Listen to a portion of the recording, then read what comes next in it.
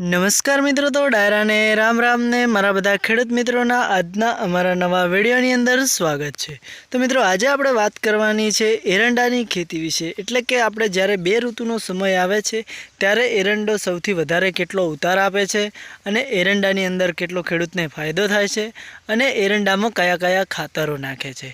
અને મિત્રો, આ વખતે એરંડાની અંદર એવો રોગ આવી ગયો છે કે એના કારણથી ઘણા બધા ખેડૂતોને વધારે નુકસાન પણ થયું છે અને એરંડા ઊભા આખા અત્યારે હાલના સમયની અંદર સુકાવા પણ માંડ્યા છે અને ઊભા એરંડા ખાખરાઈ પણ ગયા છે। તો હું તમને બતાવવાનો છું આજે એ એરંડા કે તમે જોઈ શકો છો મિત્રો કે આ એરંડાની ખેતી કેવી રીતે ખેડૂતી કરી હશે અને શું કારણથી આ એરંડો સુકાયો છે અને એરંડાની અંદર કોઈ પણ જાતનું બીમારી આપણને અત્યારે જોવા નથી મળતી, પણ જે એરંડાની ખેતી છે એકદમ એરંડાનો જે છોડ છે એ હુકાઈ ગયા છે, કરમાઈ ગયા છે અને એના જે પત્તા આવે છે एकदम खाखराई गया है। तो मित्रों, ये विषय आज આપણે વાત કરીશું।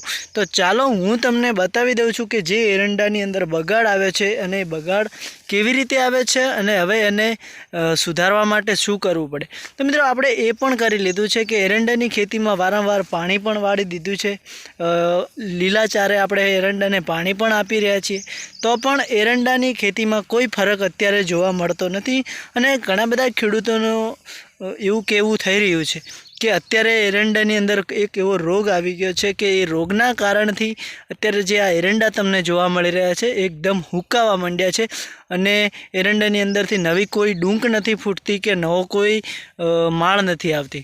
તો મિત્રો, શું એરંડાની અંદર હવે ખેડૂતોને નુકસાન આવશે? હવે ખેડૂતો શું કરશે? તો હવે કઈ ખેતી કરશે? કારણ કે જે પહેલાં કપાસની જે ખેતી કરતા હતા, તો હવે કપાસની ખેતીની અંદર પણ ખેડૂતોને બરાબર ફાયદો નથી થતો, કપાસની અંદર પણ નુકસાન આવી જાય છે અને કપાસ પણ જ્યારે છેલ્લે એન્ડમાં આવે છે ત્યારે કપાસ પણ બગડી જાય છે અને કપાસની અંદરથી પણ કોઈ ખેડૂતને સારો ફાયદો નથી થતો અને આ સારી આવક પણ નથી મળતી।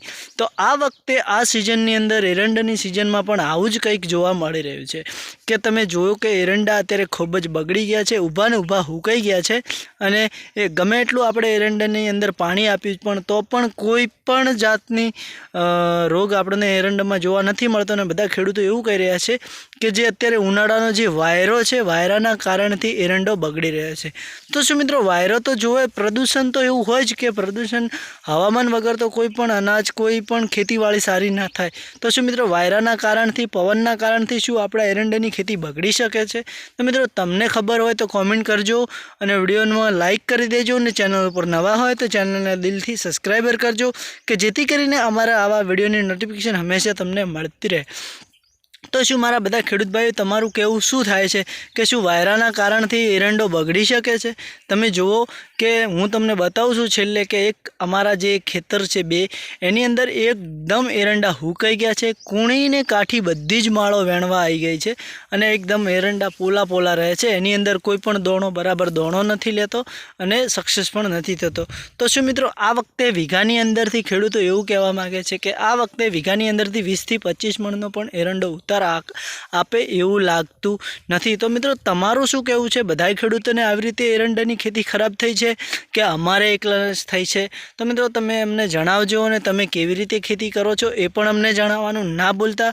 તો આજના વિડીયોમાં આટલું જ, નેક્સ્ટ વિડીયોમાં ફરીથી મળીશું મિત્રો। વિડીયો સારો લાગ્યો હોય તો દિલથી લાઇક કરવાનું ના ભૂલતા અને એક કોમેન્ટ પણ કરી દેજો। તો હવે નેક્સ્ટ વિડીયોમાં ફરીથી મળીશું, તો આજે આપણે રજા લઈશું। જય માતાજી મિત્રો, તમે તમારા પરિવાર સાથે ખુશ રહો અને આ વિડીયો મારો સારો લાગ્યો હોય તો વિડીયોને લાઇક જરૂરથી કરી દેજો, એક ફોલો પણ કરી દેજો કે જેથી કરીને આ ભાઈને થોડો ઘણો સપોર્ટ મળે અને અમારા નવા વિડીયો હંમેશા તમને મળતા રહે। તો જય માતાજી મિત્રો, હવે નેક્સ્ટ વિડીયોમાં ફરીથી મળીશું।